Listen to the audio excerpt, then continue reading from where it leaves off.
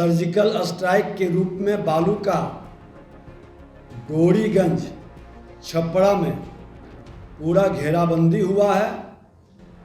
3000 truck के लगभग 15 lakh CFT के लगभग बालू जब्त हुआ। हमारा मकसद है कि अवैध खनन, ये सारे अवैध खनन हर हाल में बंद हो। ओवरलोडिंग पर हमने अंकुश लगाया है और लगभग 90% ओवरलोडिंग बंद है। और राज्य सरकार द्वारा बालू मित्र जब्त बालू की बिक्री के संदर्भ में बालू की ऑनलाइन बिक्री के प्रस्ताव को हमने मंजूरी दे दिया है।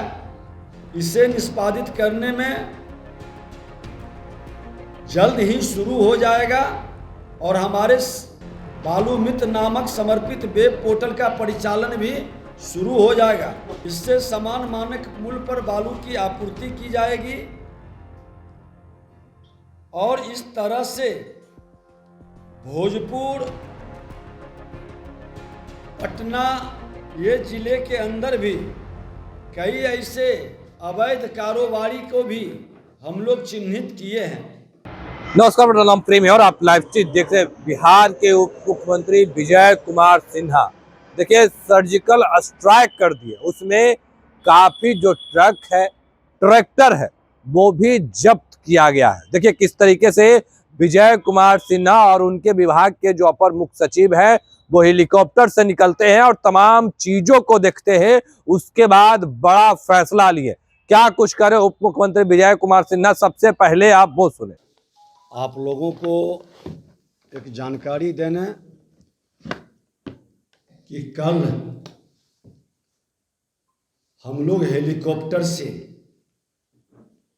बालू घाटों का निरीक्षण किया और उन बालू घाटों के निरीक्षण के दरमियान कई जगह कई जानकारी भी प्राप्त हुई है।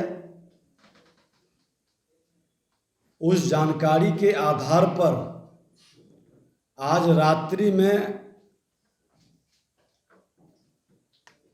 सर्जिकल स्ट्राइक के रूप में बालू का डोरीगंज छपरा में पूरा घेराबंदी हुआ है। 3000 ट्रक के लगभग 15 लाख CFT के लगभग बालू जब्त हुआ। ये बड़ा सर्जिकल स्ट्राइक है।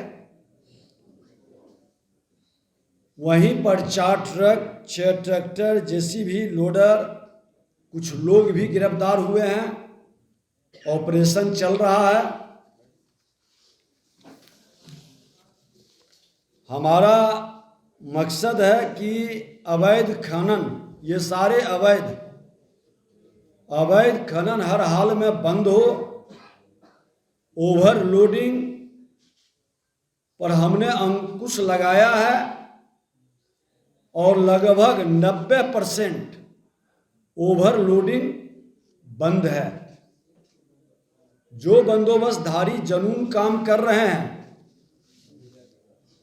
उनका लगभग ओवरलोडिंग वो बंद किए हुए हैं। वो जानते हैं कि अवैध खनन ओवरलोडिंग के गाड़ी पकड़ाने पर 10 लाख रुपया ट्रक पर, 5 लाख रुपया ट्रैक्टर पर, और जो पकड़वाएंगे हमारे बिहारी योद्धा। ऐसे जो अवैध कारोबार के संबंध में जानकारी देते हैं, उस बिहारी योद्धा जो मोबाइल के यूट्यूबर के रूप में काम करते हैं, प्रेस मीडिया से जुड़े लोग हों, जिन किसी का भी रिपोर्ट आएगा, पूरे वीडियो आएगा, वो गोपनीय भी रखा जाएगा और हमारे प्रधान सचिव और डायरेक्टर के जिम्मे ये डिटेल नंबर, मोबाइल नंबर आता है, उस पर डिटेल आता है। कमांड कंट्रोल से हम उसका मॉनिटरिंग करते हैं और वैसे लोगों को ट्रक पर 10,000 रुपया, ट्रैक्टर पर 5,000 रुपया का इनाम भी हमने घोषित किया है और वह इनाम लगभग 4 दर्जन से ज़्यादा लोगों को हम लोग देने भी जा रहे हैं। और वो बिहारी योद्धा निश्चित तौर पर बिहार के हित में काम करने वाले लोग हैं, उसकी गोपनीयता हम बरकरार रखेंगे, लेकिन उनको प्रत्यक्ष या अप्रत्यक्ष सम्मानित भी उनकी इच्छा के अनुकूल किया जाएगा। जितने बालू हर जिले के अंदर हमारे जब्त हुए हैं, हमने अपने विभाग के पदाधिकारी और जिला अधिकारी से कहा है कि जब्त बालू लोगों के डिमांड के हिसाब से आप उसको सेल करें, ताकि बालू का कोई रेट बढ़ा ना सके, बालू की कमी कहीं हो ना सके। कुछ लोगों की मंशा थी कि हम ट्रक का आंदोलन करवा दें, ट्रक का चक्का जाम करा दें। हमने ट्रक वालों से बैठकर हमने कहा कि आज ओवरलोडिंग से आपके ट्रक का लाइफ बढ़ रहा है, हमारी सड़क की आयु बढ़ रही है, दोनों को लाभ है। और उन लोगों ने इसे स्वीकारा है। ट्रक मालिक को हमने 5% का ग्रेस भी दिया है कि 5% तक अगर जो उसका डिफरेंस रहेगा तो उस पर कोई गाड़ी को जब्त करके अंदर नहीं करेगा। उन लोगों का कहना था कि 5% का जो राजस्व होता है वो हम पहले ही जमा कर देते हैं। 1000 करोड़ के लगभग सरकार को उससे लाभ होगा। हमने कहा कि आपकी मर्जी है, लेकिन भींगा बालू पर उनकी आपत्ति थी। हमने कहा कि भींगा बालू जो बंदोबस्तधारी लोड करेंगे उस पर भी फाइन होगा, ट्रक वालों के साथ साथ। और राज्य सरकार द्वारा बालू मित्र जब बालू की बिक्री के संदर्भ में बालू की ऑनलाइन बिक्री के प्रस्ताव को हमने मंजूरी दे दिया है। इसे निष्पादित करने में जल्द ही शुरू हो जाएगा और हमारे बालू मित्र नामक समर्पित वेब पोर्टल का परिचालन भी शुरू हो जाएगा। इससे समान मानक मूल्य पर बालू की आपूर्ति की जाएगी और इस तरह से भोजपुर, पटना ये जिले के अंदर भी कई ऐसे अवैध कारोबारी को भी हम लोग चिन्हित किए हैं और जीरो टॉलरेंस का स्पष्ट संदेश हमने दिया है। बार बार आप लोगों के माध्यम से उन्हें सुधरने का हमने अवसर दिया, लेकिन बहुत लोग तो सुधर गए, लेकिन कुछ लोगों की आदत नहीं सुधरी है। तो अब सरकार उस पर सख्त कार्रवाई करेगी, कड़ी कार्रवाई करेगी। और हमने कहा है कि जो पदाधिकारी गलत तरीके से माफियाओं के साथ मिलकर सरकार के राजस्व को नुकसान पहुंचाएंगे, वैसे लोग बख्शे नहीं जाएंगे। वैसे लोग भी चिन्हित हो रहे हैं। अभी तक हमारे पास पीला बालू का 463 घाट, उजला बालू और नीलामी जो हुआ है वो बहुत कम संख्या में है। संचालित अभी 193 घाट है। हमने जिलाधिकारी से कहा है कि जब तक अवैध बालू का खनन करेंगे, इनकी बंदोबस्ती नीलामी ये नहीं ले पाएंगे। इसलिए पूरे शक्ति के साथ अवैध खनन पर रोक लगाएं। पटना जिला के अंदर अरवल, पटना और भोजपुर ये ट्रैक्टर से बालू का, औरंगाबाद के अंदर भी, कैमूर के अंदर भी ये ट्रक वाले तो बंद करीब करीब हुए हैं, लेकिन ट्रैक्टर वाले बिना नंबर प्लेट के चल रहा है। जिस थाने के तहत ये गाड़ी पार करेगी, और हमने प्रधान सचिव से, मुख्य सचिव से और डीजीपी से भी एक बैठक करने जा रहे हैं और आग्रह करेंगे कि सभी थाने के अंदर सीसीटीवी कैमरा लगे। जिस थाना क्षेत्र के अंतर्गत वो गाड़ी निकलेगा उस थाना का जिम्मेवारी भी तय की जाएगी। बिना थाना प्रभारी के ईमानदारी से मॉनिटरिंग करेंगे तो इस तरह के अवैध खनन हाल हाल में रुकेंगे।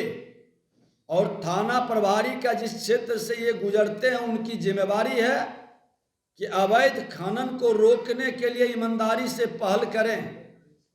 और अगर जो उनकी लापरवाही, कर्तव्यहीनता सामने आती है तो वैसे थाना प्रभारी के संपत्ति की जांच भी करावेंगे और उनके बारे में हम लोग विभाग के द्वारा पूरी उनका डाटा, आंकड़ा, रिपोर्ट उनके पास पेश करेंगे ताकि कार्रवाई हो सके। अपने विभाग के अंदर के खनन, जिला खनन पदाधिकारी और इंस्पेक्टर को हमने मजिस्ट्रेट का भी अधिकार दिया है और कोई भी थाना बिना इनके उपस्थिति के जांच न करे, इनके उपस्थिति में जांच करे ताकि गाड़ी वाला मुफ्त में परेशान न हो, उनका दोहन शोषण न हो।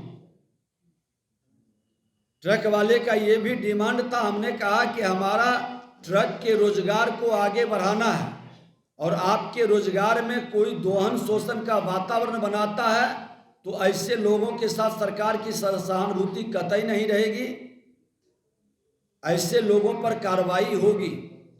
और उसी तरह से जो मिट्टी के निजी उपयोग के मिट्टी प्रयोग करेंगे वैसे लोगों को हम लोगों ने साफ शब्दों में कहा है कि उनको कोई पकड़ धकड़ नहीं करेंगे।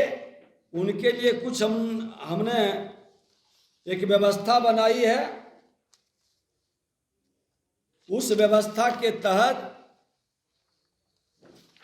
वो वहां पर एक सूचना ऑनलाइन दे दें, लेकिन उसके नाम पर भी कोई पकड़ धकड़ या दोहन शोषण की वातावरण नहीं बनाएंगे। पिछले 4 माह, पिछले अभी तक का 100 करोड़ के लगभग का फाइन हुआ है। ये और बृहद रूप से होगा।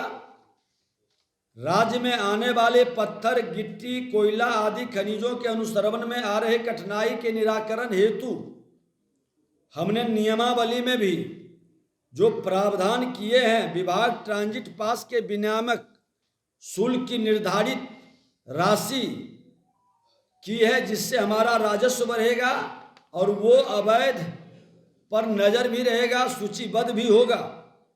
खनिज विभाग में प्रयुक्त वाहनों के लिए विशिष्ट रंग एवं शब्दों का अंकन अनिवार्य किया गया है। इससे खनिज परिवहन में प्रयुक्त वाहनों की आसानी से पहचान हो सकेगी और अवैध परिवहन पर नियंत्रण हो सकेगा। कुछ जिले से इस तरह के गाड़ी अब तो दूर से ही झलकता है कि ये बालू ढोने वाला गाड़ी है, और जिसमें ये कलर नहीं दिखाई पड़े, नंबर नहीं दिखाई पड़े, उस गाड़ी को थाना के लोग पकड़ सकते हैं, हमारे पदाधिकारी पकड़ सकते हैं और इसको थोड़ा और गहनता के साथ हम लोग लागू करेंगे।